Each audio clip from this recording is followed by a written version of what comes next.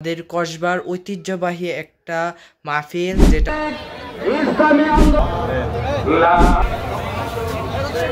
Hello guys, আসসালামু আলাইকুম। It's me Shakib, আর আপনারা দেখছেন দ্য সাকিব ব্লগস। অনেক দিন পর না, মাত্র 11 দিন পর আবার চলে আসলাম আপনাদের মাঝে। আজকে আমার ব্লগটা হলো আমাদের কসবার ঐতিহ্যবাহী একটা মাহফিল, যেটা মাহফিল বলে সবাই পরিচিত। আর পুরো বাংলাদেশ থেকে মানুষ আসে এই মাহফিল দেখতে, তাই আমরাও যাব। আমি গত বছর যাইতে পারি না, কারণ আমি মামার বাড়ি ছিলাম। তাই আজকে আমার সুযোগ হয়েছে, তাই আমি যাইতেছি। আব্বু এই আমার চাচুর দোকানে আসবে, আমি এখন যাব আমার চাচুর দোকানে। আর ওইখান থেকে আমরা যাব আড়াইবাড়ি। অনেক অনেক মানুষ যাইতেছে, ওই যে আমরাও যাব এখন। আমরা চলে আসছি চাচুর দোকানে। আমি আসার সময় ভিডিও করি নাই, কারণ মনে ছিল না। তাই আমরা এখন যাব আড়াইবাড়ি মাহফিলে। আব্বু আসবো, আব্বু মোটরসাইকেল নিয়ে আসবে। ঐতিহ্যবাহী মাহফিল আমরা যাব এখন। ওয়েট করতেছি কখন আমরা যাব। আর এখন মানুষ অনেক বেশি, রাস্তায় অনেক মানুষ। ওই যে চাচুর দোকানে সবাই যাইতেছে, ওই দিক থেকে আয়সা পড়তেছে বেশি। সন্ধ্যার দিকে আয়সা পড়তেছে সবাই। গাইজ, আমরা এখন আব্বু আসছে, আব্বু আসার পর এখন আমরা যাইতেছি। এই যে অনেক মানুষ, এই জায়গায় মানুষ ভরা, যাইতেছে এই দিক দিয়ে, আসতেছে যাইতেছে। রিপোর্টিং সংকলন।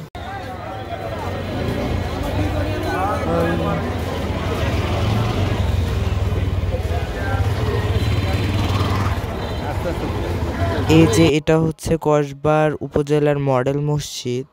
আর আমরা এখন বিজনা নদীর ব্রিজের উপর থেকে দেখতে অনেক বেশি সুন্দর লাগতেছিল নিচা, তাই। আর এদিক থেকে ভিড় শুরু হয়। আর এই জায়গায় অনেক কিছু বসছিল, অনেক কিছু দোকান বসছিল।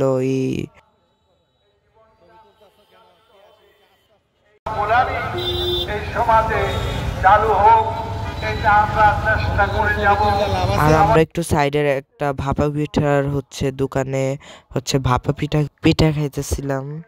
পিঠাগুলো খাইতে অনেক ভালো ছিল, কিন্তু আমি চিতই পিঠা খেতে চেয়েছিলাম।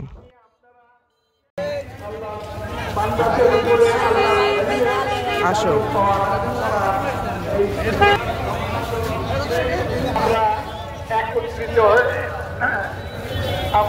এই জায়গায় অনেক কিছু ছিল, মুরালি ছিল, নিমকি ছিল, তারপর যে মাহফিলে বসে আর কি। বিজয়ী করার জন্য জীবনের সমস্ত চেষ্টা সাধনা অর্থ করার জন্য আল্লাহ তাআলা আমাদের তৌফিক দান করেন। আমিন। দুইজন বীর মুজাহিদ ইসলামী আন্দোলনের যারা বাতিলের বিরুদ্ধে কথা বলতে গিয়ে তাদের সুন্দর কণ্ঠকে ফাঁসে রশি ঝুলিয়ে দিয়েছেন।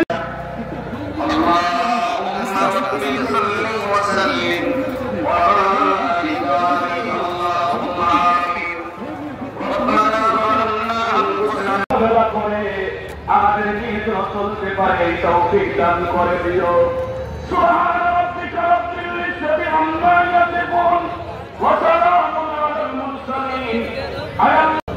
স্ট্যান্ড বড় করো। লা ইলাহা লা ইলাহা লা ইলাহা ইল্লাল্লাহ। ঐতিহ্যবাহী দরবার, আলিমের দরবার, হক এবং সহি দরবার, আড়াইবাড়ি দরবার চলছে। ৮৬তম বার্ষিকী তাদের তরফ মাহফিল সম্মানিত সভাপতি বীর কামেল, আমাদের অত্যন্ত প্রিয় এবং শ্রদ্ধেয় মানুষ আল্লামা ইমাম গোলাম কিবরিয়া সাইয়্যিদ মাদ্দাজিল্লাহুল আলী, এই সরকারের বর্তমান মন্ত্রী তিনি মাহফিলের পরে আমাদের উদ্দেশ্যে হেদায়েতমূলক কথা বলেছেন, আমাদের কিছু উপদেশ এবং নসিহত দিয়েছেন। যে নথিপত্রগুলি ব্যক্তিগত জীবনে আমাদের আমলের জন্য অত্যন্ত প্রয়োজনীয়। আমাদের অভিভাবক এবং রাহবার আল্লামা গোলাম কাবির সাহেব মাদ্দাজিল্লাহুল আলী আজকের এই মাহফিলে উপস্থিত বাংলাদেশ থেকে খ্যাতনামা ওলামায়ে কেরাম, উপস্থিত সম্মানিত জামিয়ানে কেরাম, আমার অন্তরের অন্তরস্থল থেকে হৃদয় নিবেদন সালাম গ্রহণ করুন। আসসালামু আলাইকুম ওয়া রাহমাতুল্লাহি ওয়া বারাকাতুহু। আল্লাহ পাকের দরবারে শুকরিয়া আদায় করছি, যিনি আমাদেরকে এই আয়োজিত মাহফিলে বিশাল এই সম্মেলনে কোরআন এবং হাদিসের বাগানে আরেকটা অন্যরকম ব্যাপার হচ্ছে আড়াইবাড়ি সাথে যে বিশারা বাড়ি শালিকপাড়া, ওটা হচ্ছে আমার নানার বাড়ি। আর হচ্ছে আমার বড় আব্বা মানে আমার দাদার বাবার হচ্ছে আদি বাড়ি ছিল। আমরা এখনও যাই ওই জায়গায়, বিশারা বাড়ি শালিকপাড়া।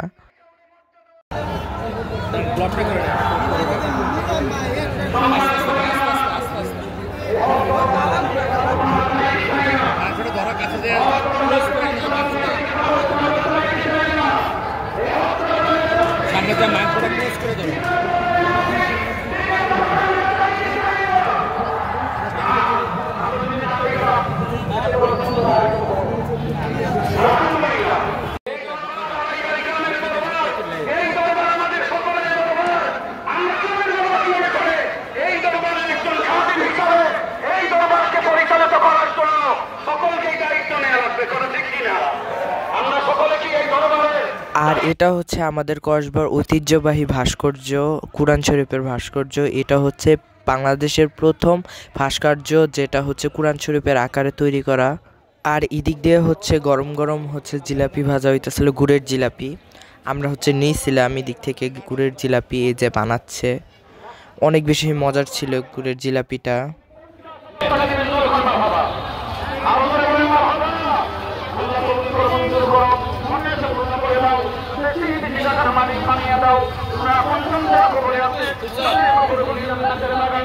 আর এদিক দিয়ে হচ্ছে আম্মুর জন্য একটু ভাজা পোড়া নিতেছিলাম। জানি যে ভাজা পোড়া খাওয়া ঠিক না, আমার স্বাস্থ্যের জন্য খারাপ, আম্মুর স্বাস্থ্যের জন্য খারাপ, বাট একটু খাওয়াই যায় এই দিনের জন্য।